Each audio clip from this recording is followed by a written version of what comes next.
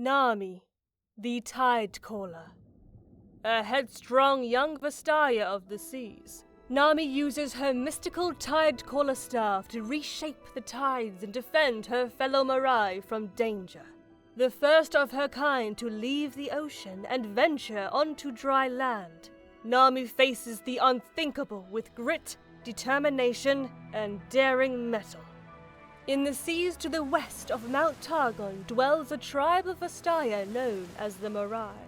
Long ago, these mermaidic creatures discovered a rift in the depths. The rift bore a horrible, creeping darkness which sought to exterminate all forms of life. At the center of their village, the Mirai placed a glowing rock known as a moonstone, which is said to be infused with the celestial magic of the heavens.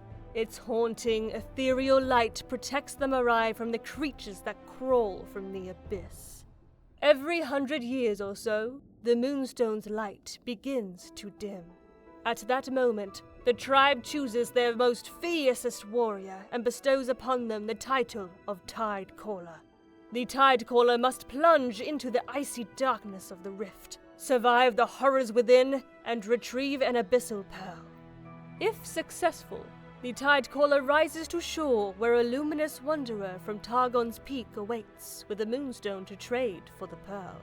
It is an arduous ritual that holds the fate of many in its elusive hands, but the exchange has kept the creatures of the dark contained.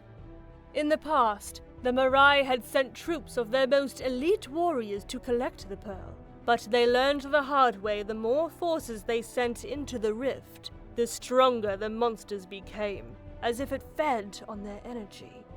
While an army would be annihilated by the abominations below, a single scout, armed with the legendary Mirai staff capable of controlling the tides, could potentially elude the dangers of the deep long enough to escape with the pearl. Nami had always wanted to be the Tidecaller, but she was impulsive and young.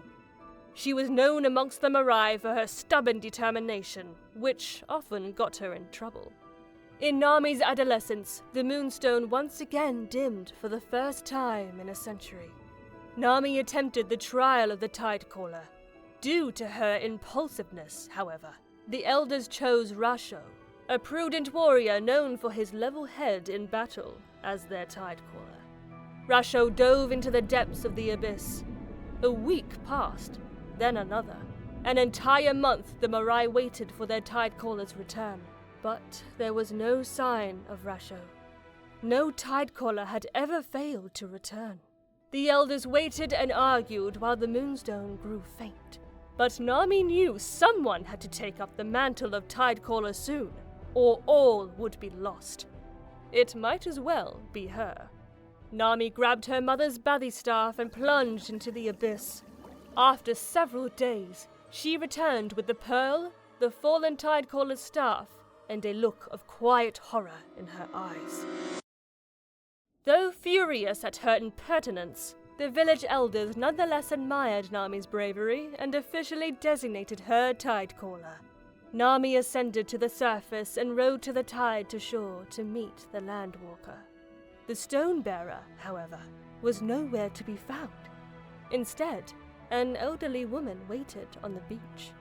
The woman, whose grandparents bore witness to the last Tidecaller exchange, explained that there was no moonstone. The aspect of the moon was the only being who could conjure a moonstone, but she had fled Targon. Nami was unwilling to accept this. She vowed to find the aspect and retrieve the moonstone. The lives of her people depended on it. Using the power of the mystical Tidecaller staff to summon a perpetual pool of moving water beneath her fins, Nami took to land to continue her quest. Determined, the Tidecaller swam into a brand new world. My people are counting on me. Thank you so much for watching. If there is a champion you would like me to seek out, please suggest them below.